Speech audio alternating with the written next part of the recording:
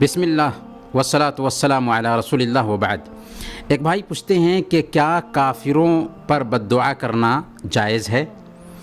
ایک مسلمان دنیا میں رحمت بن کر آیا ہے، اسے کافروں کی ہدایت کی کوشش کرنی چاہیے، نہ کہ ان کی تباہی کی بد دعا کرنی چاہیے۔ رہی یہ بات کہ آیا کافروں پر بد دعا کرنا جائز ہے یا جائز نہیں ہے، تو اس کی 3 شکلیں بنتی ہیں۔ پہلی شکل یہ کہ کافروں کی ہلاکت کی بد دعا کی جائے، سارے کافروں کی ہلاکت کی بد دعا کی جائے۔ تو اگر سارے کافروں کی ہلاکت کی بد دعا کی جا رہی ہے تو یہ دعا میں مبالغہ کرنا ہوگا، کیونکہ اللہ تعالیٰ کی بھی چاہت ہے کہ اس دھرتی پر کفار و مشرکین موجود رہیں، اس لیے ایسی دعا نہیں کرنی چاہیے کہ اے اللہ اس دنیا کے سارے کفار و مشرکین کو تباہ کر دے، کہ یہ اللہ کے جو نظام اس نے رکھا ہے اس نظام کے خلاف عمل ہوگا۔ بد دعا کرنے کی دوسری شکل یہ ہو سکتی ہے کہ عام کافروں پر بد دعا کی جائے بغیر کسی شخص کی تحدید کے، تو اس کی گنجائش پائی جاتی ہے۔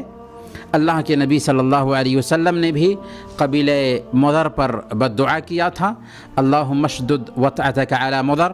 اسی طریقے سے آپ نے قریش پر بھی بد دعا کیا تھا کہ اے اللہ ان پر قحط سالی مسلط کر دے، جیسے کہ یوسف علیہ السلام کے زمانے میں قحط سالی آئی تھی۔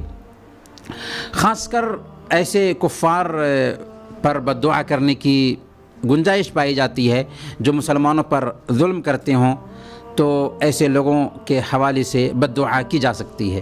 بد دعا کی ایک تیسری شکل یہ ہو سکتی ہے کہ کسی متعین کافر پر بد دعا کی جائے۔ تو جمہور اہل علم کا کہنا یہ ہے کہ کسی متعین کافر پر بد دعا نہیں کرنی چاہیے۔ کیوں؟ اس لیے کہ ہم اس کے آخری انجام کے بارے میں واقف نہیں ہیں۔ ہو سکتا ہے کہ اللہ تعالیٰ اس کو ہدایت دے دے، اور بد دعا کرنے کا مقصد یہ ہوتا ہے کہ اس کی تباہی اور ہلاکت کی دعا کی جائے، اور ہو سکتا ہے کہ اللہ تعالیٰ اس کو ہدایت دے دے، تو گویا کہ ہدایت پانے والے کی تباہی اور ہلاکت کی ہم دعا کر رہے ہیں یا بد دعا کر رہے ہیں۔ البتہ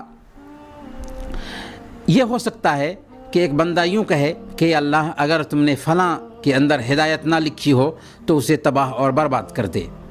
ہاں، یہاں پر یہ بات نوٹ کرنے کی ہے کہ اگر کوئی ایسا کافر ہے جو ظلم کرتا ہے، زیادتی کرتا ہے، مسلمانوں کو ستاتا ہے، پریشان کرتا ہے، تو ایسے کافر پر بد دعا کرنا جائز ہے۔ بلکہ اگر کوئی مسلمان بھی ظلم کرتا ہے تو ایسے ظالم مسلمان پر بھی بد دعا کرنا جائز ہوگا۔